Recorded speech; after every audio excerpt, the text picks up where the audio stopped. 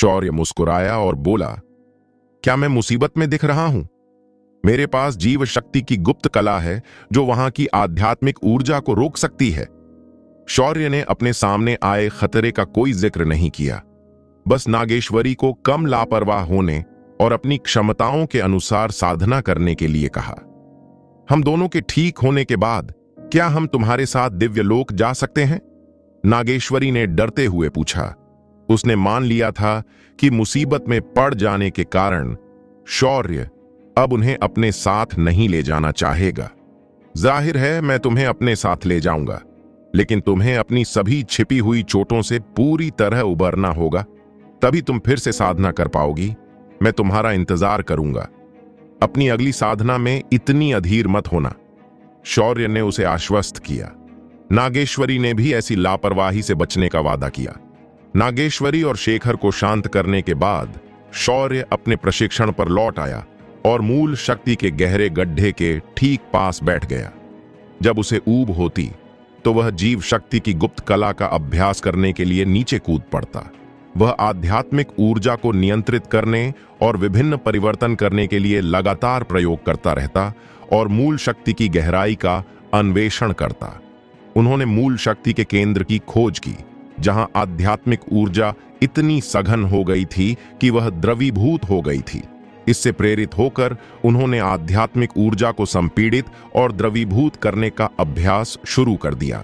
जब तक नागेश्वरी और शेखर पूरी तरह से स्वस्थ हुए, तब तक आनंद का स्तर स्वर्गीय पूज्य के 7वें स्तर तक पहुंच चुका था।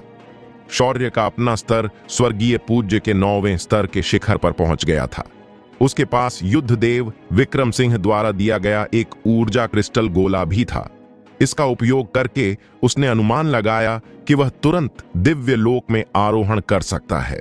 हालांकि अब जब उनके पास शक्ति का यह स्रोत था, तो बेहतर होगा कि उस ऊर्जा क्रिस्टल को दिव्य लोक में उपयोग के लिए बचाकर रखा जाए।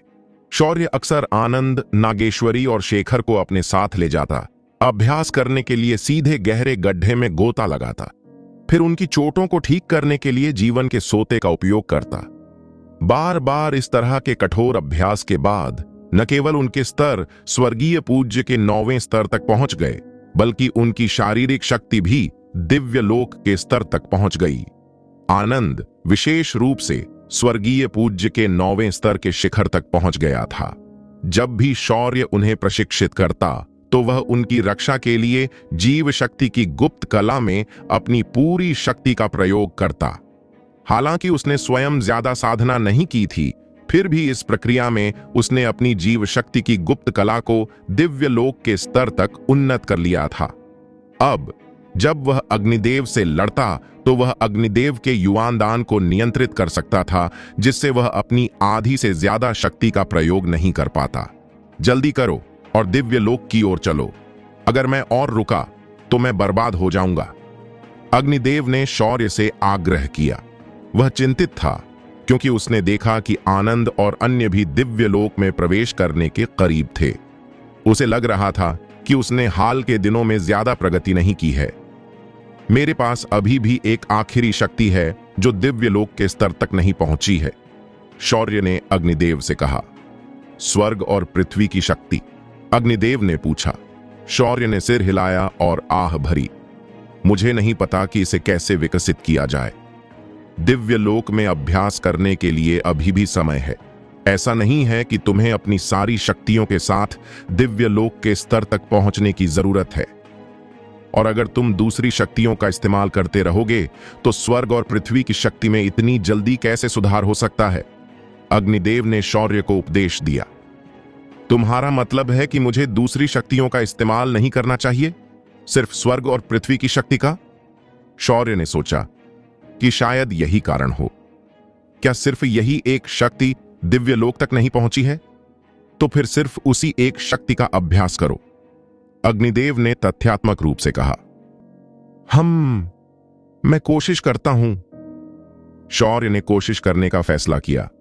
उसे हमेशा लगता था कि उसकी दिव्य शक्ति पर्याप्त शक्तिशाली नहीं है और उसे विश्व मुद्रा कौशल के साथ मिलाने की जरूरत है। उसने अपनी सारी दिव्य शक्ति का इस्तेमाल करते हुए अग्निदेव पर हथेली से वार किया। अग्निदेव ने बचने की कोशिश भी नहीं की, बल्कि अपने शरीर से वार झेल लिया। फिर उसने आकलन किया, इसमें तो बस दिव्य लोक के पहले स्तर के योद्धा जितनी शक्ति है, यह बिल्कुल भी काफी नहीं है। फिर उसने शौर्य को चेतावनी दी, जब तक यह दिव्य लोक तक न पहुंच जाए तब तक इंतजार मत करना, वरना तुम्हें बहुत लंबा इंतजार करना पड़ सकता है।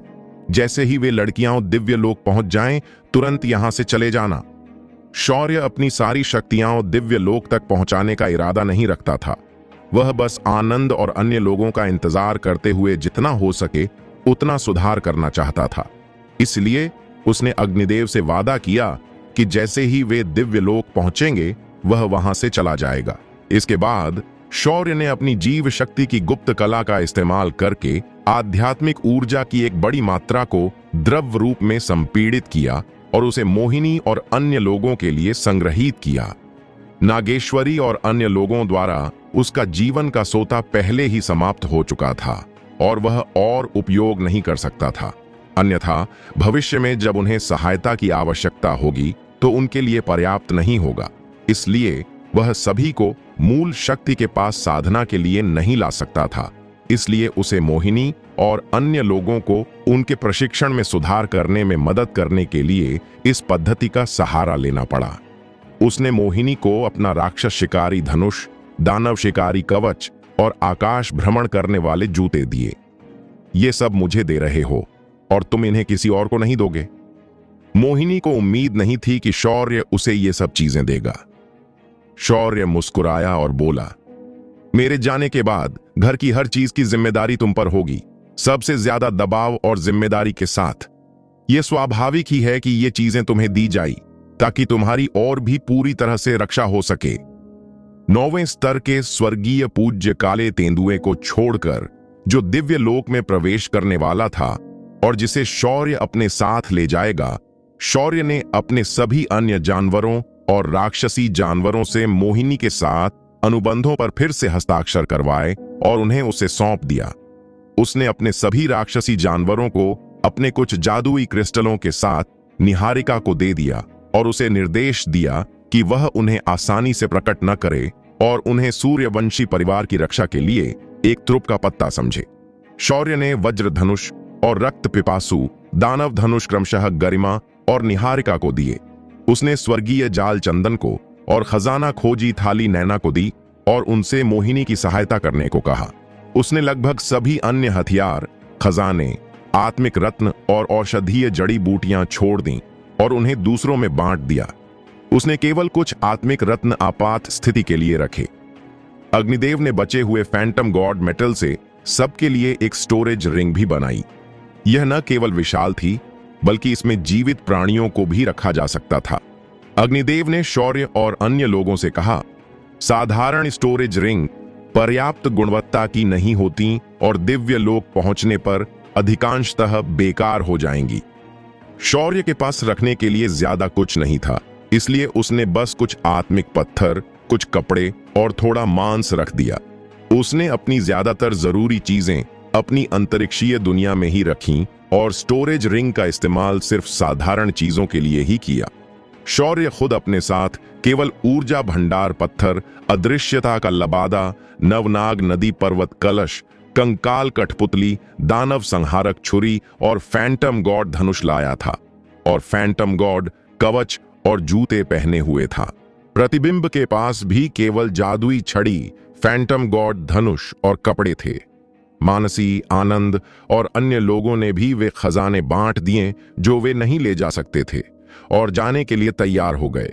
जब शौर्य अपने स्तर की साधना कर रहा था और दिव्य लोक में उन्नत होने की तैयारी कर रहा था, उसने मोहिनी से स्वर्ग और पृथ्वी की शक्ति का अभ्यास करने के लिए स्वर्गीय पूज्य के प्रारंभिक और मध्य चरणों में कुछ शव राक्षसों को पकड़ने की व्यवस्था करने में मदद करने का अनुरोध किया। परिचितों के साथ अभ्यास करना उसके लिए सुविधाजनक नहीं था और केवल शव राक्षसों के साथ अभ्यास करते समय ही उसे वास्तविक संकट का एहसास हुआ। स्वर्ग और पृथ्वी की शक्ति बढ़ाने के लिए इस विधि का उपयोग वास्तव में पहले की तुलना में बहुत अधिक प्रभावी था, लेकिन यह अभी भी उसके स्तर की सफलता जितनी तेज नहीं थी। शौर्य आधिकारिक तौर पर दिव्य लोक के स्तर पर पहुंच गया। शौर्य और उसके प्रतिबिंब ने बारी बारी से दिव्य पत्थर के भीतर साधना की, जिसमें काफी समय लगना चाहिए था। उसने कभी सोचा भी नहीं था कि स्वर्गीय पूज्य के 9वें स्तर के शिखर से दिव्य लोक तक पहुंचने में इतना समय और ऊर्जा लगेगी। अग्निदेव ने भी नहीं सोचा था कि शौर्य को इतना समय लगेगा, शायद इसलिए कि तुम्हारी ज्वान युवान ऊर्जा की गुणवत्ता अद्वितीय है। अग्निदेव ने विश्लेषण किया। मुझे लगता है कि मैं तुम्हारी बराबरी कर सकता हूं, शौर्य ने अनुमान लगाया। यह सच नहीं है। दिव्य लोक पहुंचने के बाद हर सफलता बहुत धीमी हो जाती है। अब हम सचमुच इतने पीछे नहीं हैं, अग्निदेव ने आह भरी। और तुम्हारी सारी शक्तियां दिव्य लोक तक पहुंच जाने के बाद मैं सचमुच तुम्हारा कोई मुकाबला नहीं कर सकता। इतनी देर तक इंतजार करवाने के लिए माफ करना, मैंने तुम्हें देर करवा दी। शौर्य को एहसास हुआ कि उसने वाकई अग्निदेव का समय बर्बाद कर दिया था। अग्निदेव मुस्कुराया और बोला, छोड़ो भी, चूंकि दिव्य लोक की कुंजी तुम्हारे पास है, इसलिए मैं तुम्हें परेशान नहीं करूंगा। शौर्य के दिव्य लोक में प्रवेश करने के बाद अपने स्तर को सुदृढ़ करने के अलावा उसने शव दानवों से लड़ने के लिए स्वर्ग और पृथ्वी की शक्ति का उपयोग करने में अधिक समय बिताना शुरू कर दिया। हर रात वह अब अभ्यास नहीं करता था, बल्कि मोहिनी और अन्य लोगों के साथ समय बिताता, जो उनके लिए एक विदाई भी थी। जल्द ही मानसी की आत्मिक शक्ति भी दिव्य लोक में प्रवेश कर गई। फिर आनंद भी दिव्य लोक में प्रवेश कर गया और अपनी आत्मिक शक्ति के अभ्यास पर ध्यान केंद्रित करने लगा। जब नागेश्वरी और शेखर दिव्य लोक में प्रवेश कर गए, तो आनंद की आत्मिक शक्ति भी प्रवेश कर गई। यह शौर्य का धन्यवाद था, जो उन्हें हमेशा आत्मिक शक्ति का अभ्यास करने की याद दिलाता रहता था। अन्यथा उसकी आत्मिक शक्ति इतनी जल्दी दिव्य लोक तक नहीं पहुंच पाती। अग्निदेव आखिरकार और इंतजार नहीं कर सका। नागेश्वरी और शेखर को आत्मिक शक्ति का अभ्यास जारी रखने दो, हम पहले निकलेंगे। अग्निदेव ने शौर्य से चलने का आग्रह किया। शौर्य ने इस बारे में सोचा और महसूस किया कि वे ज्यादा पीछे नहीं रहेंगे। काले तेंदुए का स्तर जल्द ही दिव्य लोक में पहुंच जाएगा और वह भी ज्यादा पीछे नहीं रहेगा। अब जाने का समय हो गया था, इसलिए उसने अपने प्रतिबिंब मानसी और आनंद से नागेश्वरी और शेखर को उनकी आध्यात्मिक शक्ति निखारने में मदद करने को कहा। काला तेंदुआ दिव्य पत्थर में अभ्यास करता रहा, जबकि वह और अग्निदेव दिव्य लोक की यात्रा पर निकल पड़े। हालांकि सभी जानते थे कि शौर्य जा रहा है, फिर भी जब वह वास्तव में चला गया तो वे उसे जाते हुए देखने के लिए अनिच्छुक थे। अंत में शौर्य ने अपना मन बना लिया। अग्निदेव के नए परिष्कृत आकाश भ्रमण करने वाले जूते पहने और अग्निदेव के साथ उड़ गया। तभी सभी रुक गए और उन्हें विदा करना बंद कर दिया। शौर्य और अग्निदेव को जाते देख महिलाओं ने भी आह भरी। निहारिका ने आह भरी, ओह, पता नहीं इस अलगाव के बाद हम कब फिर मिलेंगे। मुझे विश्वास है कि वह जल्द ही हमें लेने वापस आएगा, सविता मृदुला ने आत्मविश्वास से कहा। मोहिनी ने आखिरकार सभी को शांत होने के लिए कहा, सब लोग खुश हो जाओ, हमें अभी भी शौर्य द्वारा छोड़े गए इन कामों को संभालने के लिए मिलकर काम करना होगा। अभी बहुत कुछ करना बाकी है। ठीक है, अगर आपको किसी चीज की जरूरत हो तो मुझे बता देना। ये महिलाएं अविश्वसनीय रूप से एकजुट थीं। अग्निदेव और शौर्य कुछ देर तक तेजी से दौड़ते रहे और तभी धीमे हुए जब उनकी आध्यात्मिक इंद्रियां उन महिलाओं को पहचान नहीं पाईं। हम कहां जा रहे हैं? हम दिव्य लोक कैसे पहुंचेंगे? शौर्य ने अग्निदेव से पूछा। अपनी कुंजी निकालो और उसके निर्देशों का पालन करो, अग्निदेव ने शौर्य से कहा। क्या कुंजी में वह काम है? शौर्य ने उसे निकाल लिया। निश्चित रूप से उसने पाया कि कुंजी एक बल उत्पन्न कर रही थी, मानो वह उसे एक निश्चित दिशा में ले जा रही हो। जब तक तुम दिव्य लोक के स्तर तक नहीं पहुंच जाते, तब तक तुम उसके मार्गदर्शन को महसूस नहीं कर सकते, अग्निदेव ने शौर्य से कहा। फिर वे दोनों कुंजी की दिशा की ओर दौड़ पड़े। मुझे आश्चर्य है कि क्या शुभम पहले ही दिव्य लोक में पहुंच चुके हैं? शौर्य को अचानक शुभम की याद आ गई। वह व्यक्ति एक नई साधना से गुजरा है, इसलिए वह बहुत पहले वहां गया होगा। क्या तुम्हें लगता है कि बाकी सभी को भी तुम्हारी तरह ही चिंताएं हैं? अग्निदेव ने शिकायत की। शौर्य ने सिर हिलाया और कुछ नहीं कहा। उसने महसूस किया कि हालांकि उसे कई चिंताएं थीं, पर वह अग्निदेव जितना अकेला नहीं था। चलते चलते उसने अग्निदेव से बातें की। शुभम की स्वर्ग और पृथ्वी की शक्ति बहुत मजबूत है। अब तुम्हारी स्वर्ग और पृथ्वी की शक्ति कैसी है? अग्निदेव ने शौर्य से पूछा। शौर्य ने अपना हाथ उठाया और अग्निदेव को थप्पड़ मारने का नाटक किया। अग्निदेव फिर भी नहीं हिला और शौर्य ने भी उसे थप्पड़ नहीं मारा। यह अनुमान लगाया जाता है कि अग्निदेव के शरीर के प्रशिक्षण के बाद उसका भौतिक शरीर दिव्य लोक में पहुंच गया है। बुरा नहीं है, इसमें स्वर्गीय पूज्य के 6ठे स्तर की शक्ति है। तुम्हारी प्रगति पहले से ही तेज है। अग्निदेव ने प्रशंसा की। अभी भी एक लंबा रास्ता तय करना है, शौर्य ने यह कहा और फिर अग्निदेव से बातचीत बंद कर दी। इसके बजाय वह स्वर्ग और पृथ्वी की शक्ति से हवा में थपथपाता रहा। साथ ही उसने अपनी आत्मा को मुक्त कर दिया। विशाल ब्रह्मांड में विचरण करते हुए स्वर्ग और पृथ्वी की शक्ति को एक साथ विकसित किया। अग्निदेव ने उसे परेशान नहीं किया, बल्कि उसकी तरफ नजर रखी। दोनों ने दिव्य श्रेणी के आकाश भ्रमण करने वाले जूते पहने थे और 20 दिनों से ज्यादा दौड़ने के बाद वे अंततः पहाड़ों से घिरी एक घाटी में पहुंचे। क्या यह मध्य महाद्वीप से दिव्य लोक का प्रवेश द्वार है? मुझे कोई द्वार क्यों नहीं दिखाई दे रहा है? शौर्य ने अपनी आध्यात्मिक चेतना से उस क्षेत्र का निरीक्षण किया, लेकिन दिव्य लोक का कोई द्वार नहीं मिला। अग्निदेव ने शौर्य से कहा, हर दुनिया में दिव्य लोक की ओर जाने वाला द्वार नहीं होता। मेरे साथ आओ, मैंने इसे पा लिया है। अग्निदेव ने कहा और सीधे घाटी में उतर गया। शौर्य तुरंत पीछे चला गया, अभी भी अपनी आध्यात्मिक चेतना के साथ दिव्य लोक के प्रवेश द्वार की खोज कर रहा था। घाटी में कई संरचनाएं भी थीं, लेकिन वे सभी अग्निदेव द्वारा आसानी से दूर कर दी गईं। शौर्य को अब संरचनाओं का कुछ ज्ञान हो गया था। हालांकि वह अभी उनमें से कुछ को तोड़ नहीं पाया था, फिर भी वह उन्हें पहचान सकता था, उनकी विशेषताओं और उनके हमलों की ताकत सहित। अग्निदेव ने यह देखकर कि उसने सचमुच कुछ सीख लिया है, संरचनाओं को तोड़ते हुए शौर्य के कई प्रश्नों का उत्तर दिया। जल्द ही वे दोनों एक गुफा में पहुंच गए। एलियन की उपस्थिति। शौर्य को अचानक गुफा के भीतर एक एलियन की उपस्थिति का आभास हुआ और वह तुरंत सतर्क हो गया। अग्निदेव ने अपनी प्रबल आध्यात्मिक चेतना के साथ निश्चय किया, यहां एलियन की उपस्थिति बहुत कमजोर है, इसे चला जाना चाहिए। लेकिन वे दोनों सावधानी से अंदर ही रहे। गुफा के भीतर भी कई संरचनाएं थीं। उन्हें तोड़ने के बाद उन्हें स्वर्गीय पूज्य के 9वें स्तर के एक एलियन की लाश मिली। अग्निदेव उसके पास गया और ध्यान से उसकी जांच की। फिर शौर्य से कहा, यह वही शुभम रहा होगा जिसने स्वर्ग और पृथ्वी की शक्ति का इस्तेमाल किया होगा। इस एलियन की छाती देखो, यह अंदर से बाहर तक चकन्नाचूर हो गई है, फिर भी किसी भी गुण का कोई असली सार नहीं बचा है। शौर्य अपनी सुनहरी आंखों से एलियन को देख रहा था और साफ देख पा रहा था। क्या तुम बता सकते हो कि उसकी मृत्यु कब हुई? शौर्य ने अंदाजा लगाने की कोशिश की कि शुभम कितने समय पहले यहां आया था। ठीक ठीक तो नहीं, लेकिन कम से कम 6 महीने पहले। अग्निदेव ने मोटे तौर पर अंदाजा लगाया। फिर अग्निदेव ने एलियन के शरीर में आग लगा दी, जिससे वह पूरी तरह जल गया। तो दिव्य लोक का मार्ग इसी गुफा में है? शौर्य ने उत्सुकता से अग्निदेव से पूछा। उसे लगा कि उसके हाथ में मौजूद कुंजी सचमुच उसे आगे बढ़ने का रास्ता दिखा रही है।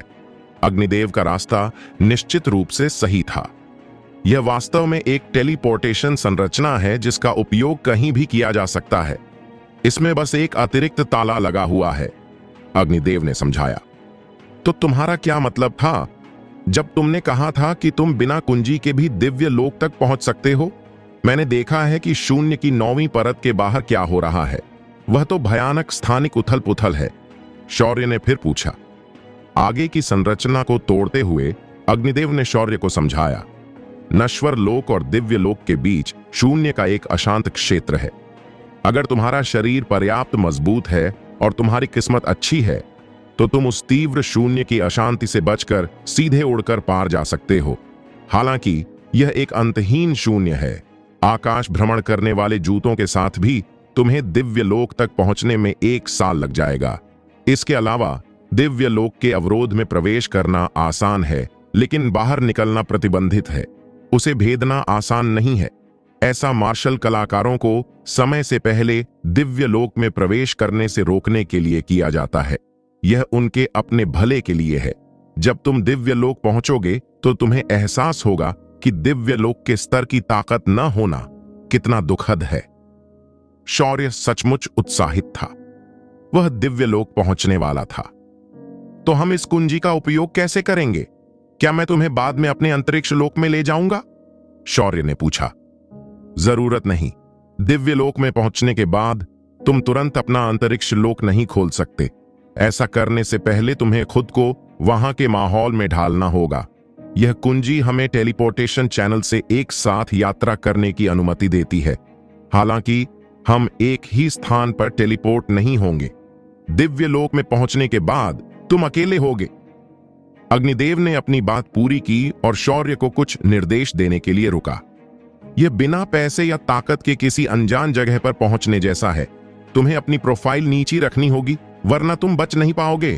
तुम अपने सभी हथियार अपनी स्टोरेज रिंग में रख सकते हो सकता है कि तब तुम अंतरिक्ष लोक में न पहुंच पाओ, लेकिन किसी के द्वारा तुम्हारी स्टोरेज रिंग चुरा लिए जाने का भी खतरा है। यह तुम्हारा फैसला है। लगता है दिव्य लोक भी शांत नहीं है। शौर्य ने आह भरी। उसे इस बात का अंदाजा तो था। उसने सोचा था कि दिव्य लोक में पहुंचने के बाद वह एक आम इंसान की तरह ही होगा। अग्निदेव मुस्कुराया और बोला, जाहिर है जहां युद्ध कलाकार होते हैं वहां शांति नहीं होती। शौर्य ने एक पल सोचा, फिर अपना फैंटम गॉड राक्षस शिकारी धनुष निकाला और उसे एक बेल्ट में बदलकर अपनी कमर में बांध लिया। उसने अपने किसी भी अन्य हथियार या खजाने को स्टोरेज रिंग में नहीं रखा। उसने स्टोरेज रिंग से बहुत सारा मांस भी अंतरिक्ष लोक में वापस भेज दिया, केवल एक छोटा सा हिस्सा छोड़कर। इस तरह अगर स्टोरेज रिंग चोरी भी हो जाती तो नुकसान बहुत ज्यादा नहीं होता। फिर अग्निदेव ने अपने सामने की संरचना को ध्वस्त कर दिया, जिससे एक काला छेद दिखाई दिया। शौर्य ने तुरंत अपने हाथ में पकड़ी कुंजी पर बल लगाया और उसे काले छेद में डालने की कोशिश की। उसने कुंजी को दोनों हाथों से पकड़ रखा था, फिर भी उसे छेद में घसीटा जा रहा था। अगर तुम तैयार हो तो छोड़ सकते हो। अग्निदेव ने आह भरी। आखिरकार हम दिव्य लोक में लौट रहे हैं। मुझे आशा है कि सब कुछ ठीक रहेगा। तुम्हें जीवित रहना ही होगा। शौर्य ने घबराहट में सिर हिलाया और जैसे ही उसने अपनी पकड़ छोड़ी, कुंजी सीधे ब्लैक होल में जा गिरी। जैसे ही कुंजी ब्लैक होल में गई, वह सफेद चमकने लगी और पलक झपकते ही वह प्रकाश के एक सफेद छिद्र में बदल गई। चलो चलें, अग्निदेव ने पुकारा। शौर्य ने भी गहरी सांस ली। दिव्य लोक, मैं आ रहा हूं। फिर दोनों एक साथ प्रकाश के उस छिद्र में चले गए। एक पल बाद छिद्र फिर से घने अंधेरे में बदल गया और वहां सन्नाटा छा गया। छिद्र में प्रवेश करने के बाद शौर्य को चक्कर आने लगा। दिव्य लोक की यह टेलीपोर्टेशन संरचना बहुत अस्थिर है। उसके चारों ओर सफेद रोशनी चमक उठी और वह किसी और चीज से ऊपर, नीचे, बाएं या दाएं का पता भी नहीं लगा पा रहा था। उसे ऐसा लग रहा था जैसे वह अंतहीन रूप से घूम रहा हो। अग्निदेव की बात करें तो वह उसके बारे में सोच भी नहीं पा रहा था। उसे बस इतना पता था कि जब वह अंदर गया था तो अग्निदेव उसके पास था, लेकिन अब वह जा चुका था। इसके अलावा यह प्रक्रिया अविश्वसनीय रूप से लंबी थी, उन टेलीपोर्टेशन संरचनाओं के विपरीत जो उसने पहले अनुभव किए थे, जहां एक झटके में चक्कर आ जाता था। उसे ऐसा लग रहा था जैसे वह अंतहीन रूप से घूम रहा हो। उसे पता ही नहीं चला कि कब तक उसे अचानक अपने शरीर को डूबता हुआ महसूस हुआ। एक धमाके के साथ शौर्य जमीन पर गिर गया। जैसे ही उसने खुद को जमीन पर गिरते हुए महसूस किया, उसे एक भारी दबाव महसूस हुआ जिससे उसका दम घुट गया। उसने खुद को ऊपर धकेलने की कोशिश की, लेकिन उसके हाथ पर हल्का सा धक्का लगते ही वह टूट गया। उसके ऊर्जा बीज के भीतर की ज्वान युवान ऊर्जा पूरी तरह से बेकार थी। हालांकि यहां आध्यात्मिक ऊर्जा प्रचुर थी। उसने एक सांस ली, कुछ देर वहीं लेटा रहा और फिर से खड़े होने की कोशिश की। क्रैक क्रैक क्रैक, चटकने की आवाजों का एक सिलसिला गूंजा और उसके पूरे शरीर में कई हड्डियां टूट गईं, जिससे शौर्य दर्द से कराह उठा। और हर सांस एक प्रयास थी, जिसके साथ टूटी हुई उरोस्थि का दर्द भी था। सर्वदेव आज्ञा ने उसकी चेतना के सागर में एक चमक छोड़ दी थी, जिससे वह जागा हुआ था। शौर्य अब हिलने डुलने की हिम्मत नहीं जुटा पा रहा था और बस आज्ञाकारी भाव से जमीन पर लेटा रह सकता था। क्या मैं दिव्य लोक में पहुंच गया हूं? थोड़ी देर बाद उसका सिर चकराना बंद हो गया। वह अपनी आध्यात्मिक चेतना को मुक्त करना चाहता था, लेकिन पाया कि उसकी आध्यात्मिक चेतना उसके शरीर के चारों ओर केवल 3 मीटर की दूरी तक ही मुक्त हो सकती है। क्या यही दिव्य लोक है? शौर्य लगभग रो पड़ा। मैं अपनी दिव्य प्राण साधना का उपयोग करके अपनी आध्यात्मिक चेतना को मुक्त क्यों नहीं कर सकता? और गुरुत्वाकर्षण इतना प्रबल क्यों है? शौर्य अब सोच रहा था कि क्या वह गलत जगह टेलीपोर्ट हो गया है। वह जानता था कि दिव्य लोक में गुरुत्वाकर्षण प्रबल है, लेकिन अग्निदेव ने यह नहीं कहा था कि यह इतना प्रबल है। इसके अलावा दिव्य लोक में उसका भौतिक शरीर इतना क्षतिग्रस्त हो गया था कि हड्डियां भी टूट गई थीं। अब वह अपना सिर भी नहीं उठा पा रहा था। उसकी आध्यात्मिक इंद्रियां जिस क्षेत्र को देख पा रही थीं, वह घास के मैदान जैसा लग रहा था, लेकिन आगे उसे कुछ भी पता नहीं चल पा रहा था। हालांकि उसे जंगल जैसी कोई गंध आ रही थी। अगर यह सचमुच दिव्य लोक है तो मैं सचमुच बहुत दुखी हूं। मेरी पिछली सारी साधना का यही परिणाम है। शौर्य ने मन ही मन विलाप किया। एक पल की राहत के बाद शौर्य ने तुरंत खुद को जांचना शुरू कर दिया। वह जहां भी जाता सुरक्षा सर्वोपरि होती। उसके कपड़े, जूते, बेल्ट और स्टोरेज रिंग सब वहीं थे। कुछ भी गायब नहीं था। उसकी रीढ़ सहित कई हड्डियां टूट गई थीं और अब वह पूरी तरह से हिलडुल नहीं सकता था। उसका ज्वान युआन ऊर्जा उसके ऊर्जा बीज में दबा हुआ था, अस्थायी रूप से अनुपयोगी। बेशक वह अपनी चोटों से उबर नहीं पाया। अंतरिक्ष लोक और दिव्य पत्थर के बीच का संबंध बरकरार रहा, लेकिन अपनी स्थिति में वह किसी और को बाहर बुलाने की हिम्मत नहीं कर पा रहा था। चाहे वह अपनी आध्यात्मिक शक्ति का कितना भी जोर लगा ले, वह अपनी आध्यात्मिक इंद्रिय को केवल 3 मीटर ही प्रक्षेपित कर सकता था। बिजली, बर्फ, स्वर्णकाक दिव्य अग्नि और बुद्ध दानव शक्ति, ये सब ऊर्जा बीज में समाहित थीं। वर्तमान में वह अपनी रक्षा के लिए केवल अपनी चेतना के सागर में व्याप्त प्रेत अग्नि और अपने हृदय में स्थित विष के स्रोत का ही उपयोग कर सकता था। शौर्य ने अपनी प्रेत अग्नि छोड़ने की कोशिश की, लेकिन वह भी 3 मीटर की सीमा से आगे नहीं बढ़ सकी। इसके अलावा कभी शक्तिशाली रही प्रेत अग्नि भी यहां छोड़ने के बाद सिकुड़कर मात्र 1 अंश रह गई थी। यह संभवतः दुश्मन के विरुद्ध अप्रभावी थी और केवल 3 मीटर के दायरे में ही प्रतिद्वंद्वी की आत्मा पर प्रहार कर पा रही थी। फिर शौर्य ने दर्द सहते हुए अपना सिर थोड़ा ऊपर उठाया और अपने सामने की स्थिति पर एक नजर डाली। उसकी सुनहरी पुतलियां अप्रभावित थीं और उसने आगे पेड़ और घास देखी। यह सचमुच एक घना जंगल था। सौभाग्य से मैं किसी भीड़ भाड़ वाले इलाके में नहीं गिरा, वरना मुझे अब तक लूट लिया गया होता। शौर्य ने कुछ गहरी सांसें लीं, खुद को बचाने का कोई उपाय सोचते हुए। यह काम नहीं करेगा, मैं बस स्थिर लेटा रह सकता हूं, शौर्य ने सोचा, यह उम्मीद करते हुए कि थोड़ी देर बाद वह यहां के गुरुत्वाकर्षण के साथ तालमेल बिठाने में सक्षम हो जाएगा। उसने दर्द सहते हुए कुछ गहरी सांसें लीं और करवट लेने को तैयार हो गया। इस तरह पेट के बल लेटे हुए उसे कुछ भी दिखाई नहीं दे रहा था।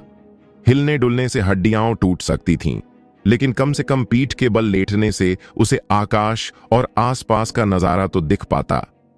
लेकिन कुछ सांसें लेने के बाद शौर्य को पता चला कि उसने जो आध्यात्मिक ऊर्जा अंदर ली थी, वह उसके ऊर्जा बीज को ठीक होने में मदद कर रही थी। इस प्रभाव की पुष्टि के लिए उसने कुछ और गहरी सांसें लीं। हालांकि अब ज्यादा जोर से सांस लेने से दर्द होता, लेकिन अब उसे इसकी परवाह नहीं थी। नतीजा बिल्कुल वैसा ही हुआ जैसा उसने महसूस किया था। हर बार जब वह थोड़ी आध्यात्मिक ऊर्जा अंदर लेता, तो उसके ऊर्जा बीज में मौजूद दबी हुई जुआन युआन ऊर्जा थोड़ी सी मुक्त हो जाती। हालांकि ये सांसें ऊर्जा बीज के दबाव को पूरी तरह से मुक्त करने से अभी भी बहुत दूर थीं। फिर भी उसे आखिरकार एक रास्ता मिल गया था।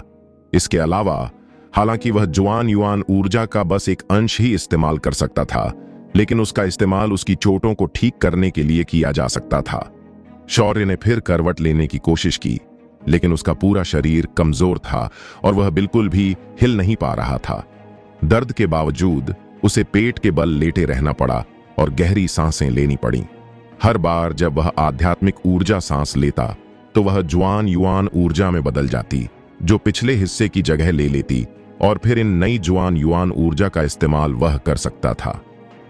मैं समझ गया, यही अनुकूलन की प्रक्रिया है। शौर्य ने तुरंत दिव्य पत्थर और अंतरिक्ष लोक के सभी लोगों को सूचित किया। जिनके शरीर दिव्य लोक के स्तर पर पहुंच गए हैं, वे दिव्य पत्थर में प्रवेश करें। मैं दिव्य लोक की हवा को दिव्य पत्थर के साथ समन्वयित करूंगा। जिनके शरीर दिव्य लोक के स्तर पर नहीं पहुंचे हैं, वे बिल्कुल न जाएं। गुरुत्वाकर्षण बहुत ज्यादा है और वे इसे सहन नहीं कर सकते। शौर्य चाहता था कि उसके आसपास के लोग दिव्य पत्थर के भीतर जल्दी से अनुकूलित हो जाएं। इस तरह वे उससे 10 गुना तेजी से अनुकूलित हो जाएंगे। काले तेंदुए को छोड़कर जो अंतरिक्ष लोक में लौट आया था, बाकी सभी दिव्य पत्थर के भीतर ही रहे। उसके प्रतिबिंब ने भी सभी को पहले ही सूचित कर दिया था दिव्य लोक के भयानक दबाव के बारे में। फिर वे जमीन पर बिना हिले डुले लेट गए, शौर्य के दिव्य पत्थर का स्थान खोलने का इंतजार करते हुए। शुरू करो, शौर्य ने उन्हें चेतावनी दी और दिव्य पत्थर के स्थान को बाहरी दुनिया के साथ समन्वयित किया। कितनी समृद्ध आध्यात्मिक ऊर्जा! आनंद ने दिव्य पत्थर में समृद्ध आध्यात्मिक ऊर्जा का एक प्रवाह महसूस किया, लेकिन अपनी बात पूरी करने से पहले ही गुरुत्वाकर्षण के कारण उसका दम घुट गया। दिव्य पत्थर के भीतर मौजूद लोग तुरंत लकड़ी की मूर्तियों की तरह जम गए, हिलने में असमर्थ। जितना हो सके सांस लो, शौर्य ने उन्हें चेतावनी दी, दिव्य लोक में अपने पहले अनुभव के बारे में उनसे बात करते हुए। वे हिल नहीं सकते थे और केवल बातचीत करके ही उनकी चिंता कम हो सकती थी। इससे पहले कि वे एक दूसरे से कुछ शब्द भी कह पाते, दूर से एक भयानक दहाड़ ने शौर्य को चौंका दिया। मैं इतना बदकिस्मत तो नहीं हो सकता।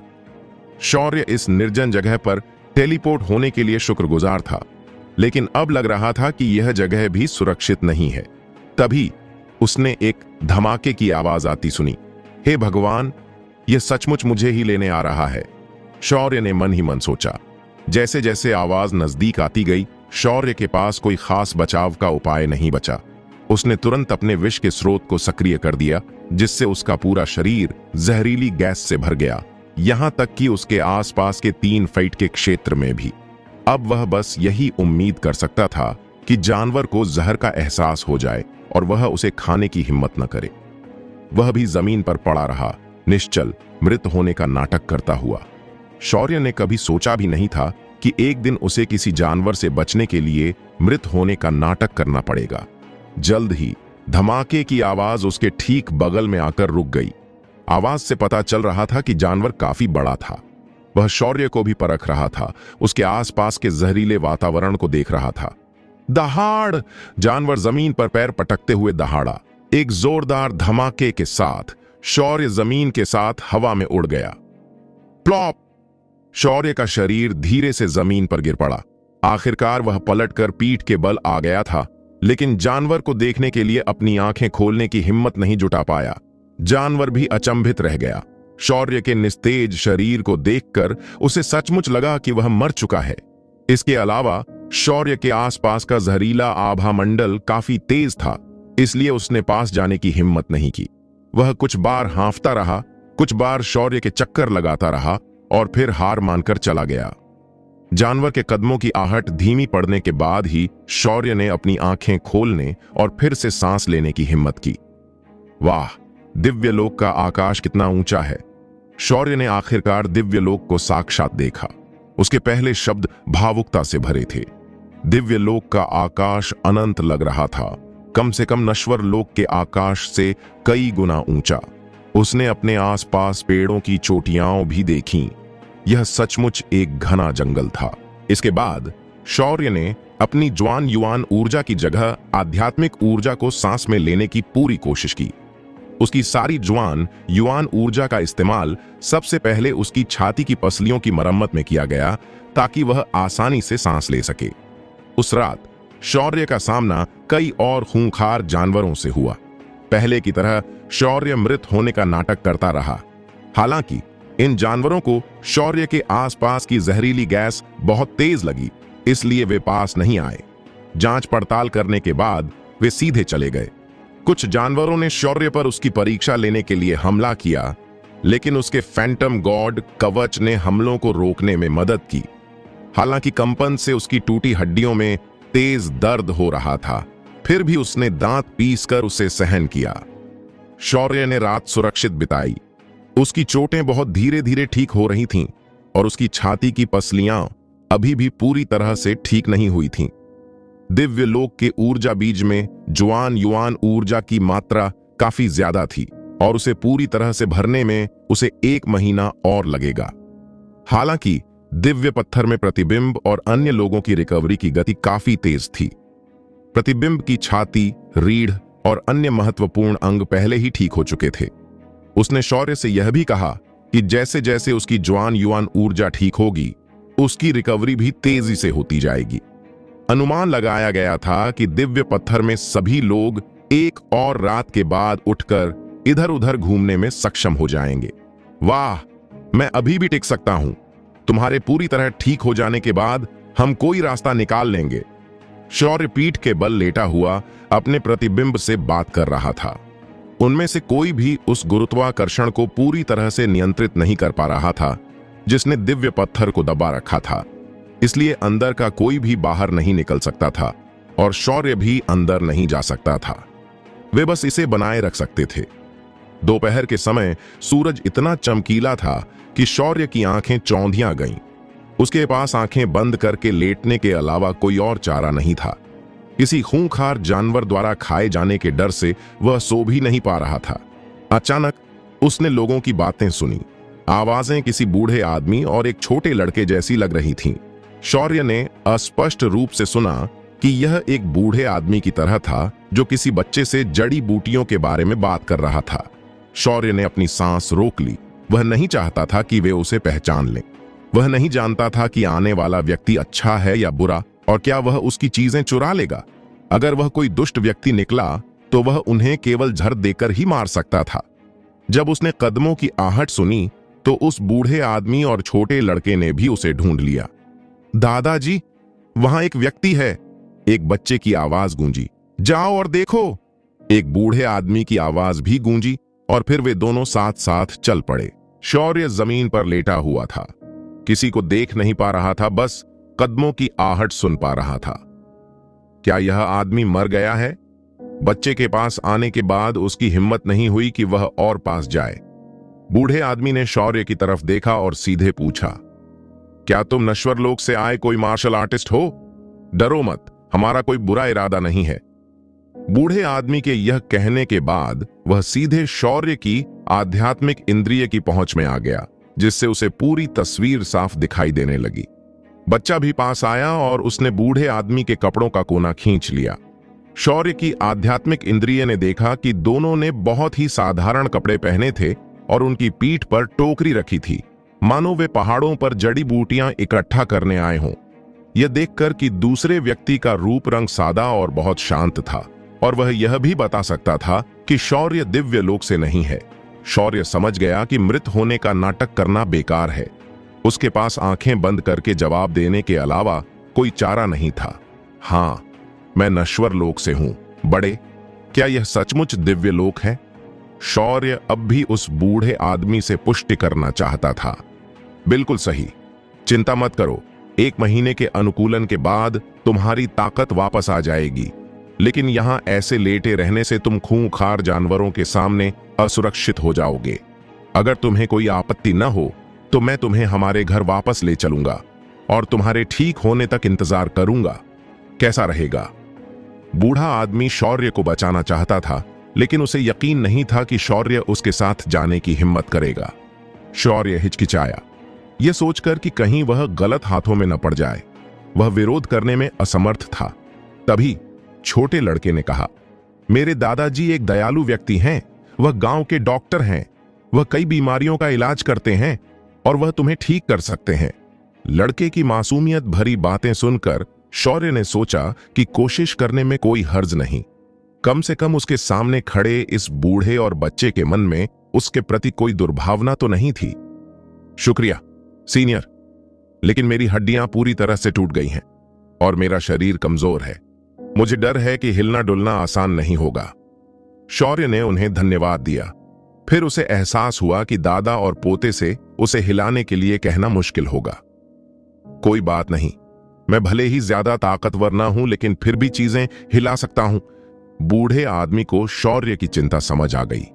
उसने तुरंत अपनी सच्ची ऊर्जा का इस्तेमाल करके शौर्य को बिना कोई दर्द पहुंचाए स्थिर रूप से ऊपर उठा लिया। शुक्रिया सीनियर, शौर्य ने जल्दी से उसे धन्यवाद दिया। छोटे लड़के ने शौर्य की बंद आंखें देखकर उत्सुकता से पूछा, तुम इन्हें खोलते क्यों नहीं? क्या तुम भी अंधे हो? मोहन, बूढ़े आदमी ने लड़के को डांटा। शौर्य मुस्कुराया और बोला, कोई बात नहीं बच्चे, मेरी आंखें ठीक हैं, बस सूरज बहुत तेज है, इसलिए मुझे उन्हें बंद करना पड़ा। क्या ऐसा है? लड़का आसमान में सूरज की ओर देखते हुए मुस्कुराया। उसे लगा कि यह वाकई बहुत चमकीला है। वह सिर्फ 5-6 साल का था और ज्यादातर चीजें नहीं समझता था। बूढ़े आदमी ने अपनी सच्ची ऊर्जा का इस्तेमाल करके शौर्य को वापस खींच लिया। मेरा नाम शौर्य है और मैं नक्षत्र महाद्वीप से हूं। आपका नाम क्या है सीनियर? शौर्य ने अपना परिचय दिया और बूढ़े आदमी से पूछा। मुझे बस वैद्य हरिहर कहो, यह मेरा पोता मोहन है। बूढ़े आदमी ने परिचय कराया। गांव में सब मेरे दादा को चिकित्सा का देवता कहते हैं। मोहन ने बीच में ही टोक दिया। वह शायद अक्सर बाहरी लोगों के संपर्क में नहीं आता था, इसलिए शौर्य की उपस्थिति उसे थोड़ा उत्साहित कर गई और वह रास्ते में शौर्य से बातें करता रहा। क्या औषधि देवता, ये तो पड़ोसियों का मजाक है। मैं तो बस एक हर्बलिस्ट हूं जो गांव में दवाइयां बनाता है। उनकी बकवास मत सुनो, वैद्य हरिहर ने समझाया, इस डर से कि कहीं शौर्य गलत न समझ बैठे। वैद्य हरिहर जाहिर तौर पर ज्यादा ताकतवर नहीं थे और थोड़ी देर चलने के बाद उन्हें शौर्य को आराम करने के लिए नीचे लिटाना पड़ा। सीनियर हरिहर को परेशान करने के लिए बहुत बहुत शुक्रिया। शौर्य ने भी उन्हें बार बार धन्यवाद दिया, यह जानते हुए कि दूसरे पक्ष के लिए यह आसान नहीं था। उसने अपनी आध्यात्मिक समझ का इस्तेमाल करके बूढ़े आदमी की सच्ची ऊर्जा की ताकत को महसूस किया और ऐसा लग रहा था कि यह उसकी जवान युवान ऊर्जा जितनी ऊंची नहीं थी। कोई बात नहीं, मेरे दादाजी अक्सर लोगों को बचाते हैं। वैद्य हरिहर के कुछ बोलने से पहले ही मोहन ने बातचीत शुरू कर दी। हाँ, मुझे रोज ज्यादा कुछ नहीं करना पड़ता। मैं बस जड़ी बूटियां इकट्ठा करता हूं, दवाइयां निखारता हूं, बीमारियां ठीक करता हूं और लोगों को बचाता हूं। मेरे पास कोई खास हुनर नहीं है। मैं बस कुछ छोटी मोटी बीमारियों का इलाज कर सकता हूं और इसी पर गुजारा करता हूं। वैद्य हरिहर ने अपने पोते के सिर पर प्यार से हाथ फेरा और शौर्य से बातें की। शौर्य को पता चला कि उनका गांव बड़ा नहीं है, कुल मिलाकर सिर्फ 200 से ज्यादा लोग हैं, इसलिए यह अपेक्षाकृत सुरक्षित होना चाहिए। वैद्य हरिहर ने शौर्य को यह भी बताया कि वह भाग्यशाली है क्योंकि यहाँ के लोग बहुत सीधे साधे हैं और उसे नुकसान नहीं पहुंचाते। लूटना तो दूर की बात है। यहाँ के लोगों का नश्वर लोक के लोगों के प्रति क्या रवैया है? अगर कोई बदकिस्मत मार्शल आर्टिस्ट यहाँ आ जाए तो क्या होगा? शौर्य ने भी पूछा। काश! वैद्य हरिहर ने आह भरी और शौर्य से बात की। दिव्य लोक के लोगों की नजर में नश्वर लोक के सभी लोग हीन और अछूत हैं। अगर तुम किसी भीड़ भाड़ वाली जगह या किसी शक्तिशाली सेना की मौजूदगी में दिखाई दोगे तो तुम मुसीबत में पड़ जाओगे। तुम्हें गुलाम का ठप्पा लगा दिया जाएगा और तुम्हारे साथ खच्चर या घोड़े जैसा व्यवहार किया जाएगा। स्वाभाविक रूप से तुम्हारे लिए कुछ भी नहीं बचेगा और भविष्य में तुम्हें साधना के लिए कोई संसाधन नहीं दिए जाएंगे। तुम्हारे साथ एक साधारण नौकर से भी बुरा व्यवहार किया जाएगा। इतना दयनीय! शौर्य को उम्मीद नहीं थी कि अब वह एक साधारण नागरिक भी नहीं है, बल्कि एक तुच्छ अछूत जैसा व्यवहार किया जा रहा है। वैद्य हरिहर ने फिर से आह भरी और शौर्य से कहना जारी रखा। दरअसल हम गांव वाले भी एक जैसे ही हैं। उन शक्तिशाली ताकतों की नजर में हम भी तुच्छ अछूत हैं जिनकी कोई हैसियत नहीं है। यह सुनकर शौर्य चुप हो गया। जंगल का कानून हर जगह एक जैसा होता है। उसे बस यह उम्मीद नहीं थी कि दिव्य लोक में वर्ग का भेदभाव मध्य महाद्वीप से भी ज्यादा गंभीर है। शौर्य को चुप देखकर वैद्य हरिहर ने तुरंत बात बदल दी। चलो इस बारे में बात नहीं करते, खैर भविष्य में तुम्हें धीरे धीरे पता चल जाएगा। वे आधे दिन तक चलते रहे और अंत में एक साधारण घर में लौट आए। यह एक छोटा सा आंगन था जिसमें केवल 3 पत्थर के घर थे। आंगन में कुछ जड़ी बूटियां लगी हुई थीं जो बहुत साधारण लग रही थीं। यह हमारा घर है। आंगन में जड़ी बूटियां दादाजी ने लगाई हैं, तुम उन्हें छू नहीं सकते। मोहन शौर्य को परिचय देते रहा। वैद्य हरिहर ने शौर्य को एक पत्थर के घर में रखा और उसे आराम करने के लिए लेटने दिया। उन्होंने मोहन से भी कहा कि वह शौर्य को परेशान न करे। शौर्य अब पूरी तरह से निश्चिंत था। आखिरकार वह उस रात शांति से सो सका। कुछ ही देर बाद वैद्य हरिहर शौर्य के लिए औषधि का काढ़ा और मोहन के लिए एक कटोरा लाए। यह काढ़ा मैंने खुद उबाला है। यह स्वाद में अच्छा नहीं है, लेकिन यह तुम्हें जल्दी से यहाँ के माहौल में ढलने में मदद कर सकता है। यह बस थोड़ा कड़वा है। अभी तापमान ठीक है, क्या तुम इसे पीना चाहोगे? वैद्य हरिहर ने शौर्य से पूछा। उसे डर था कि कहीं शौर्य उस पर भरोसा न करे। शौर्य सभी झरों से प्रतिरक्षित था और उसे झड़ दिए जाने का कोई डर नहीं था। चिंता की कोई बात नहीं थी। उसने तुरंत उन्हें धन्यवाद दिया और वैद्य हरिहर से उसे काढ़ा पिलाने के लिए कहा। बाद में वैद्य हरिहर मोहन को दूर ले गए ताकि शौर्य शांति से आराम कर सके। शौर्य की आध्यात्मिक समझ घर के बाहर की स्थिति को नहीं देख पा रही थी। उसे बस बीच बीच में वैद्य हरिहर और मोहन की बातें सुनाई दे रही थीं। वह थोड़ी देर सोने की सोच रहा था, लेकिन अचानक आंगन के बाहर किसी ने पुकारा, औषधि देवता, और वैद्य हरिहर से किसी का इलाज करने के लिए कहा। फिर वैद्य हरिहर मोहन को लेकर चले गए। रात होने से पहले दोनों आंगन में लौट आए। मोहन भी अंदर आया, शौर्य के लिए कुछ सूखा खाना लाया और पूछा कि क्या उसे भूख लगी है। शौर्य खा नहीं पा रहा था और चूंकि उसे भूख नहीं थी, इसलिए उसने मोहन को खुद ही खाने दिया। तुम आमतौर पर क्या खाते हो? शौर्य ऊब कर मोहन से बातचीत करने लगा। ये बाजरे की टिकियां और जंगली सब्जियां। हमें अक्सर मांस भी मिलता है। दादाजी कभी कभी मरीजों का इलाज करते हैं और शिकारी हमें कुछ खूंखार जानवरों का मांस दे जाते हैं। क्या तुमने कभी भालू का मांस खाया है? मैं तुमसे कहता हूं, यह बहुत स्वादिष्ट होता है। हालांकि मोहन काफी बातूनी था और बिना रुके बोलता रहा। थोड़ी देर बाद वैद्य हरिहर अंदर आए और मोहन को बाहर भेजने की कोशिश करने लगे, क्योंकि उन्हें डर था कि वह शौर्य के आराम में खलल डालेगा। कोई बात नहीं, मुझे वह वाकई पसंद है, शौर्य ने कहा। देखो, बड़े भाई ने मुझे भगाया भी नहीं, मोहन ने अपने दादा से आत्मविश्वास से कहा। अच्छा, अगर तुम थके हो तो उसे जाने दो। वैद्य हरिहर ने उसे मजबूर नहीं किया। वह जानते थे कि शौर्य अभी अभ्यास नहीं कर सकता और मार्शल आर्टिस्ट को सोने या खाने की जरूरत नहीं होती। इसलिए शौर्य के लिए मोहन से बातें करके अपनी बोरियत दूर करना अच्छा था। शौर्य ने मोहन की बातें सिर्फ सुनी ही नहीं, उसने उसे अपने कई रोमांचक अनुभव भी सुनाए। हालांकि उसने उन्हें कहानियों की तरह लिया और यह नहीं बताया कि वह मुख्य पात्र था। मोहन भी सुनकर हैरान और उत्साहित था। वह बातें सुनते सुनते सो भी गया। आखिरकार वह सिर्फ 5 या 6 साल का ही तो था। बाद में वैद्य हरिहर उसे घर ले गए। शौर्य उस रात अच्छी तरह सोया। वैद्य हरिहर ने जो काढ़ा दिया था उससे दर्द में कुछ राहत मिली और उसकी जुआन युआन ऊर्जा की रिकवरी में तेजी आई। इसलिए जब शौर्य अगले दिन उठा तो उसकी सांसें बहुत सुचारू थीं। उसकी जुआन युआन ऊर्जा भी काफी हद तक ठीक हो गई थी और उसके जरूरी अंगों की कुछ चोटें भी ठीक हो गई थीं। प्रतिबिंब और बाकी लोग अब बैठ पा रहे थे। वे दिव्य पत्थर के अंदर शौर्य की तुलना में कहीं ज्यादा तेजी से ठीक हो रहे थे। शौर्य अब सुरक्षित था, इसलिए उसने उन्हें छोड़ने का कोई रास्ता ढूंढने में कोई जल्दबाजी नहीं की। कुछ दिनों के बाद प्रतिबिंब, आनंद और बाकी लोग आजादी से घूमने फिरने में सक्षम हो गए। वे दिव्य पत्थर के अंदर आसानी से अभ्यास कर सकते थे। प्रतिबिंब अब दिव्य पत्थर को नियंत्रित भी कर सकता था, जिससे सभी अंदर बाहर आ जा सकते थे। इसलिए उसने शौर्य की जगह ले ली ताकि शौर्य जल्दी से ठीक हो सके। कुछ और दिनों के बाद शौर्य भी ठीक हो गया। वे सभी अंतरिक्ष लोक में लौट आए और जीवन के सोते में डूब गए। लौटने पर उन्हें आराम महसूस हुआ, एक तरह का उल्लासपूर्ण एहसास, हालांकि थोड़ा असहज भी। हालांकि काला तेंदुआ अभी भी अंतरिक्ष लोक में साधना कर रहा था और अभी तक उसने यहाँ की हवा को बाहरी दुनिया के साथ तालमेल में नहीं लाया था। काले तेंदुए के प्रशिक्षण को तेज करने के लिए आनंद और नागेश्वरी जब भी समय मिलता उसे यातनाएं देते, यह दावा करते हुए कि इससे उसका शरीर मजबूत हो रहा है।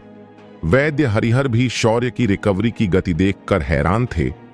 हालांकि वह जानते थे कि सभी मार्शल आर्टिस्टों के अपने राज होते हैं। चूंकि शौर्य ने अपने राज नहीं बताए थे, इसलिए उन्होंने पूछा भी नहीं। शौर्य और मोहन इन दिनों काफी अच्छे दोस्त बन गए थे। जब वह फिर से सक्रिय हो गया तो मोहन उसके पीछे पीछे शौर्य को घुमाने ले जाता।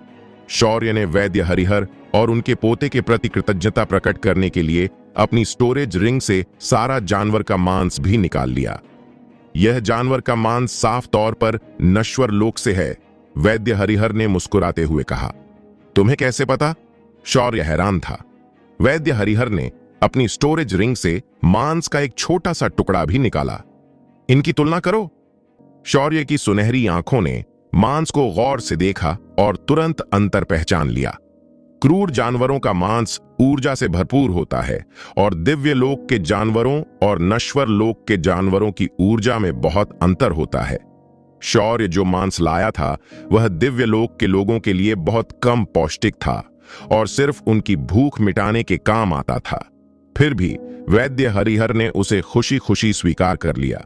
कम से कम मोहन को तो फर्क नहीं पता था। वह विकास के द्वार में था और उसे ज्यादा मांस खाने की जरूरत थी। जब मैं पूरी तरह ठीक हो जाऊंगा तो मैं पहाड़ों में जानवरों का शिकार करने जाऊंगा, शौर्य ने कहा।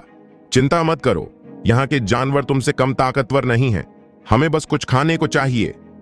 वैद्य हरिहर को डर था कि शौर्य खतरे में पड़ जाएगा। कुछ समय साथ बिताने के बाद शौर्य को लगा कि दादा और पोता दोनों अच्छे हैं, इसलिए उसे जाने की कोई जल्दी नहीं थी। उसने यहां पूरी तरह ठीक होने के बाद ही जाने की योजना बनाई। इसलिए उसने इस जगह को अपना अस्थायी निवास मान लिया और कुछ समय के लिए वहीं रुक गया। अब वह वैद्य हरिहर की ज्यादा मदद नहीं कर सकता था। ज्यादा से ज्यादा वह वैद्य हरिहर की जड़ी बूटियों की देखभाल में मदद कर सकता था। वह दिव्य लोक की ज्यादातर जड़ी बूटियों को जानता था, लेकिन उनकी गुणवत्ता अलग थी। शौर्य को जड़ी बूटियों का ज्ञान देखकर वैद्य हरिहर और भी हैरान हो गए। उन्होंने शौर्य को एक सुझाव भी दिया कि वह अपनी कीमियागिरी का इस्तेमाल साधना के संसाधनों के लिए कर सकता है। हालांकि वह कीमियागिरी करना नहीं जानता था और उसके पास कोई नुस्खा भी नहीं था। अगर किसी को यहाँ नुस्खे की जरूरत होती तो वह कारोबारी समूह जा सकता था, लेकिन वैद्य हरिहर के पास पैसे नहीं थे और शौर्य के पास तो और भी कम। शौर्य जो आत्मिक रत्न अपने साथ लाया था उनका यहाँ कोई इस्तेमाल नहीं करता था, इसलिए वे मोहन के लिए बस खिलौने थे। हर रात शौर्य अपने प्रतिबिंब के साथ बारी बारी से साधना करने के लिए दिव्य पत्थर पर लौटता था। 2 हफ्तों से भी कम समय में वह पूरी तरह से दिव्य लोक में ढल गया था। उसकी ज्वान युवान ऊर्जा पूरी तरह से बदलने के बाद अब पूरी तरह से सक्रिय थी। हालांकि यहाँ की शक्तियों द्वारा उसकी ज्वान युवान ऊर्जा और विभिन्न ऊर्जाओं को सीधे संकुचित किया जा रहा था। हालांकि उनकी गुणवत्ता ज्यादा थी, लेकिन उनकी मात्रा कई गुना कम हो गई थी। आध्यात्मिक शक्ति विशेष रूप से गंभीर रूप से संकुचित थी। उसकी चेतना के सागर में स्वर्ण कवच वाली दिव्य आत्मा, जो कभी विशालकाय थी, अब मोहन से भी छोटी, एक बौनी हो गई थी।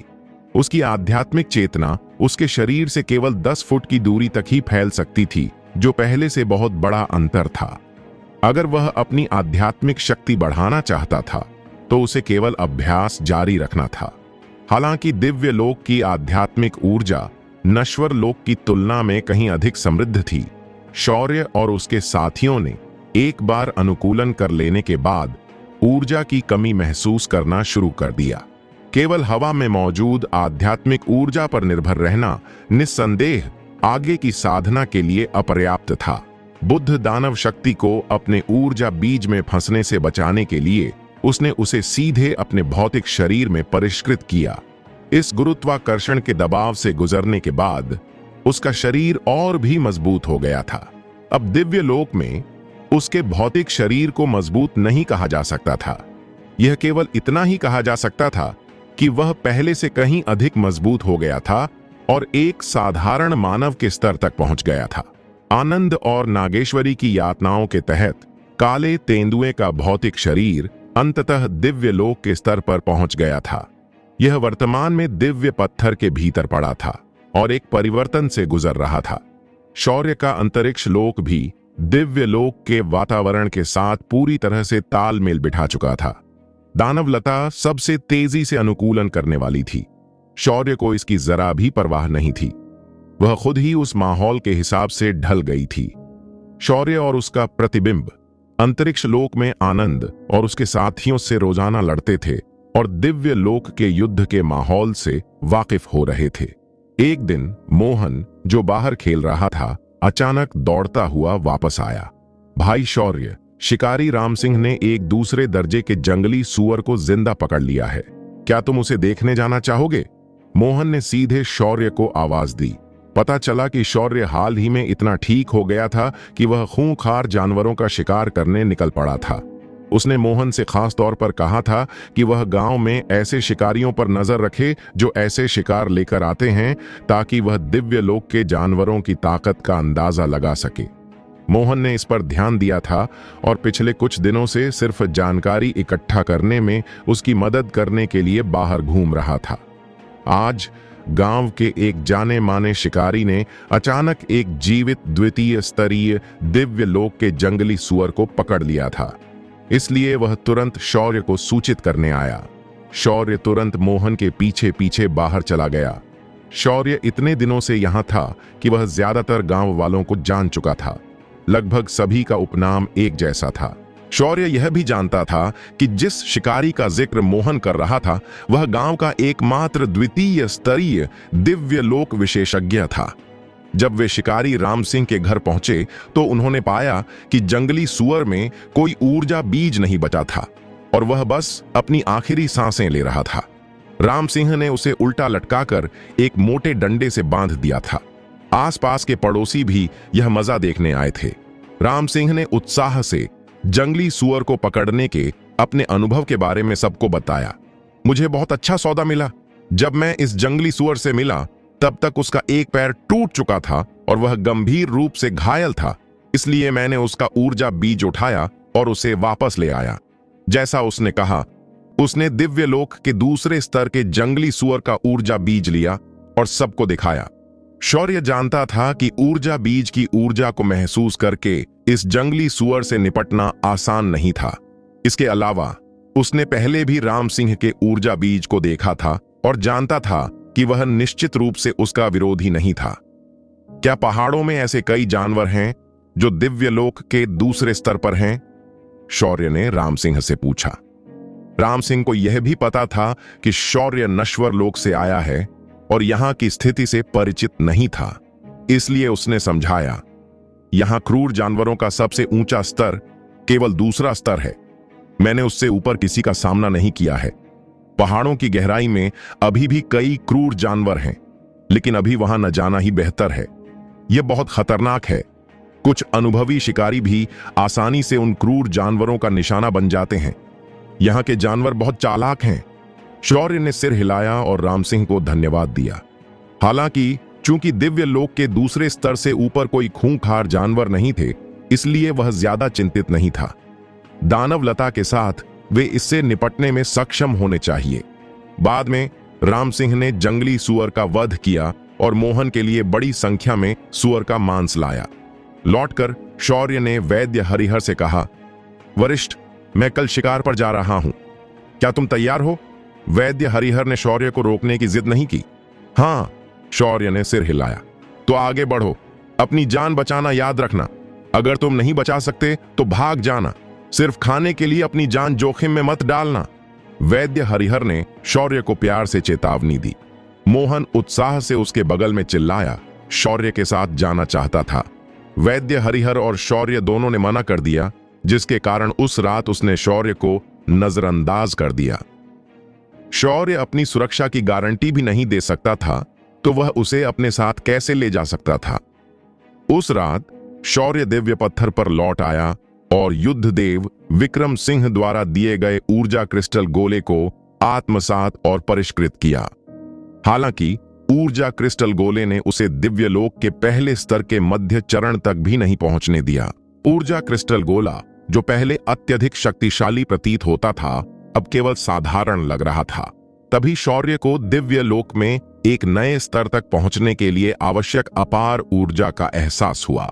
अंतरिक्ष लोक में उसके और उसके प्रतिबिंब के पास जादुई क्रिस्टल, 2 प्रकार की ज्वालाएं और साधना के लिए बर्फ की शक्ति थी।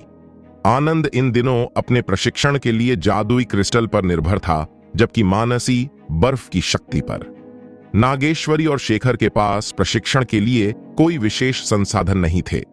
शेखर हर दिन अपनी तलवार से अभ्यास करता था, जबकि नागेश्वरी अपनी छड़ी से, जिससे वे केवल सीमित युद्ध कौशल का ही अभ्यास कर पा रहे थे। अगली सुबह मोहन के रोने और उसके साथ चलने की जिद करने के डर से शौर्य उसके जागने से पहले ही शिकार करने पहाड़ों में निकल पड़ा। अंदर पहुंचकर उसने बाकी सभी को थोड़ा व्यायाम करने के लिए बाहर जाने दिया। काला तेंदुआ उनका शिकारी कुत्ता बन गया, जो गंध से शिकार का पीछा करता था। शौर्य ने अपनी सोने की बेल्ट भी उतार दी और उसे एक राक्षस शिकारी धनुष में बदल दिया। पहाड़ों में प्रवेश करने के कुछ ही समय बाद काले तेंदुए ने अपने शिकार को देख लिया। इसके अलावा पहाड़ों के बाहरी इलाकों में मौजूद खूंखार जानवर अपेक्षाकृत निम्न लोकों के थे, जिनमें से कई तो दिव्य लोक तक भी नहीं पहुंच पाते थे, जिससे वे प्रशिक्षण के लिए एकदम उपयुक्त थे। जैसे जैसे वे अंदर गए, उन्हें एहसास हुआ कि अंदर के ज्यादातर जानवर पहले से ही दिव्य लोक के शुरुआती चरण में थे। शौर्य और उसके साथी अकेले ही इस स्तर के जानवरों से निपट सकते थे। दिव्य लोक के मध्य प्रथम चरण के जानवरों का सामना करते हुए मानसी, आनंद और अन्य लोगों को संघर्ष करना पड़ा। शौर्य और उसका प्रतिबिंब भी आकाश भ्रमण करने वाले जूतों और धनुष बाण की गति पर भरोसा करके कुछ लाभ प्राप्त कर सकते थे। पहले स्तर के अंतिम चरण में जब उनका सामना किसी क्रूर जानवर से होता, तो उसे घेरने के लिए उन्हें कई लोगों की जरूरत पड़ती, तभी वे उसे मुश्किल से पकड़ पाते और लगभग हर बार उन्हें खतरे का सामना करना पड़ता। अगर उनके पास दिव्य हथियार और कवच न होते, तो अनुमान है कि उनमें से कई मारे जाते। इस दिव्य लोक में हर छोटे से स्तर के बीच का अंतर कितना बड़ा है। एक अग्नि भेड़िए का शिकार करने के लिए सभी ने मिलकर काम किया और वे इतने थक गए कि आराम करने के लिए जमीन पर बैठ गए, लगातार आहें भरते रहे। शौर्य ने उस क्रूर जानवर का सारा ऊर्जा बीज खोद निकाला। वह कुछ गोलियों के फार्मूले के बदले गोलियों को परिष्कृत करके पैसे कमाने वाला था। आओ! दूर से एक भेड़िए की चीख सुनाई दी, जो पहाड़ों और जंगलों में गूंज रही थी। भेड़ियों का झुंड! शौर्य और अन्य लोगों को तुरंत एहसास हुआ कि जिस अग्नि भेड़िए को उन्होंने अभी अभी मारा था, उसने भेड़ियों के झुंड को आकर्षित किया था। शौर्य ने तुरंत दानवलता को छोड़ा और उसे पहले से घात लगाने के लिए कहा, हम लोगों का जीवन अब तुम पर निर्भर करता है, चिंता मत करो, वे बस कुछ खूंखार जानवर हैं। दानवलता, जो अब एक युवा लड़के में बदल गई थी, अब ज्यादा खुशमिजाज लग रही थी, हालांकि उसके चेहरे पर थोड़ी उदासी थी। उनके ऊर्जा बीज मेरे लिए बचा कर रखना, मुझे उन्हें संसाधनों के बदले में देना है। अभी के लिए मेरा साथ दो, मैं बाद में तुम्हारी भरपाई कर दूंगा। शौर्य ने दानवलता से मोलभाव किया। ठीक है, लेकिन रकम दुगुनी कर देना। दानवलता अब वास्तव में मोलभाव कर रही थी। इसके बाद शौर्य और उसके प्रतिबिंब ने अपने धनुष बाण निकाले और रक्षा की तैयारी की। उन्होंने अग्निदेव द्वारा दिए गए सेठ से 36 संरचना के ध्वज भी निकाले और एक छोटी रक्षात्मक संरचना स्थापित की। सौभाग्य से अग्नि भेड़ियों का झुंड बहुत बड़ा नहीं था, केवल 30 से थोड़ा ज्यादा। दानवलता ने मध्य से अंतिम प्रथम स्तर के आधे अग्नि भेड़ियों का गला घोंट दिया, जबकि शौर्य और उसके प्रतिबिंब ने बाकी को अपने धनुष बाणों से मार गिराया। कुछ प्रारंभिक से मध्य प्रथम स्तर के अग्नि भेड़ियों को सभी के अभ्यास के लिए छोड़ दिया गया था। यह फसल काफी बड़ी है, कुछ अमृत के नुस्खों के लिए तो पर्याप्त होनी ही चाहिए, है ना? शौर्य ने ऊर्जा बीज और भेड़ियों के शवों को अलग अलग रखा और फिर संरचना के ध्वज इकट्ठा किए। दहाड़! एक भालू की दहाड़ ने आसपास के पेड़ों और जमीन को हिला दिया। काला तेंदुआ चौंक कर तुरंत शौर्य की तरफ कूद पड़ा। यह दिव्य लोक के दूसरे स्तर के किसी जानवर जैसा लगता है, इसे मुझ पर छोड़ दो, दानवलता ने स्वेच्छा से कहा। शौर्य और उसके प्रतिबिंब ने अपने धनुष बाणों को तलवारों में बदल दिया था। पिछले कुछ दिनों में उन्होंने जो ज्वान युआन ऊर्जा जमा की थी, वह उन कुछ तीरों ने ही भस्म कर दी थी। अब वे केवल अपनी तलवारों से ही लड़ सकते थे। शौर्य लौटने की तैयारी कर ही रहा था कि अचानक उसका सामना एक और गुस्सैल भालू से हो गया। अग्नि भेड़ियों की चीख ने उसे चौंका दिया होगा। पहले मुझे उससे लड़ने दो, तुम मेरी रक्षा करो, शौर्य ने अचानक दानवलता से कहा। ठीक है, दानवलता मान गई और बिना किसी देरी के जमीन में धंस गई। धमाका धमाका! भालू जमीन हिलाते हुए भागने लगा। उसकी दिशा में आने वाले पेड़ एक तेज आवाज के साथ किनारे की ओर गिर पड़े। लगता है यह काफी बड़ा है। दानव संहारक छुरी हाथ में लिए शौर्य भी थोड़ा घबराया हुआ था। आखिरकार जंगली भालू का शरीर प्रकट हुआ। बहुत बड़ा! आनंद चिल्लाया। जंगली भालू आनंद के शरीर से भी बड़ा था। यह जानवर दिव्य लोक के दूसरे स्तर के उत्तरार्ध में है। जल्दी करो! दानवलता ने शौर्य को चेतावनी दी और तुरंत अपनी लताओं को जंगली भालू के चारों ओर लपेटने लगी। वह इस स्तर के जानवरों से नहीं डरती थी, लेकिन उसे चिंता थी कि शौर्य भालू के हमलों का सामना नहीं कर पाएगा। इसलिए उसने शौर्य को एक बार वार करने और फिर पीछे हटने देने की योजना बनाई। शौर्य ने भी दूर से उस पर वार किया। हालांकि उसका वार भालू के कंधे पर लगा, जिससे उसके कुछ बाल ही टूटे। इससे न केवल भालू घायल हुआ, बल्कि वह और भी क्रोधित हो गया और शौर्य की ओर झपटा। बाकी लोग तो बच निकले, लेकिन शौर्य ने भालू के हमलों को रोकने के लिए लगातार बिजली और स्वर्ण काक दिव्य अग्नि का इस्तेमाल किया। लेकिन उसकी बिजली और स्वर्ण काक दिव्य अग्नि भी केवल भालू के फर के एक हिस्से को ही जला पाई, उसके शरीर को घायल नहीं कर पाई। इसके बजाय दानवलता की उलझन ने असर दिखाया और भालू को जमीन पर गिरा दिया। दहाड़! भालू ने संघर्ष करते हुए लताओं को नोच डाला। कुछ को नोचने के बाद और भी लताओं ने उसे उलझा लिया। हालांकि भालू शक्तिशाली था, लेकिन उसमें बेलों जैसी सहन शक्ति नहीं थी। जल्द ही भालू जमीन पर गिरकर टुकड़े टुकड़े हो गया। शौर्य उछला और ऊपर से उस पर वार किया। उसके दिव्य लोक के दूसरे स्तर के हथियार की तीक्ष्णता के कारण धार अंततः भालू के हृदय में घुस गई। फिर शौर्य ने अपनी धार निकाली और दानवलता ने मौके का फायदा उठाकर घाव को चीर दिया। भालू के शरीर में पहुंचकर उसका ऊर्जा बीज निकाल लिया। आह! दहाड़! भालू ने संघर्ष किया और चीखा, लेकिन दानवलता ने अंततः उसके पूरे मुंह को जकड़ लिया और उसे चुप करा दिया।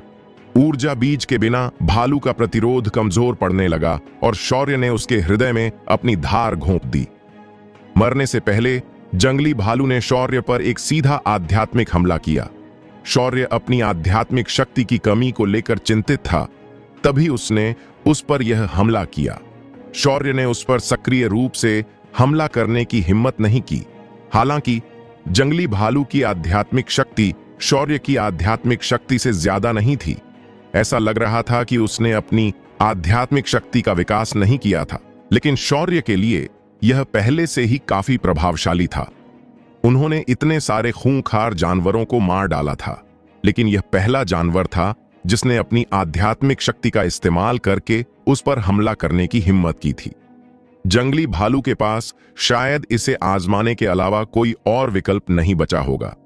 शौर्य की सर्वदेव आज्ञा ने जंगली भालू की आध्यात्मिक शक्ति को नष्ट कर दिया और फिर उसे अपनी शक्ति से भर दिया।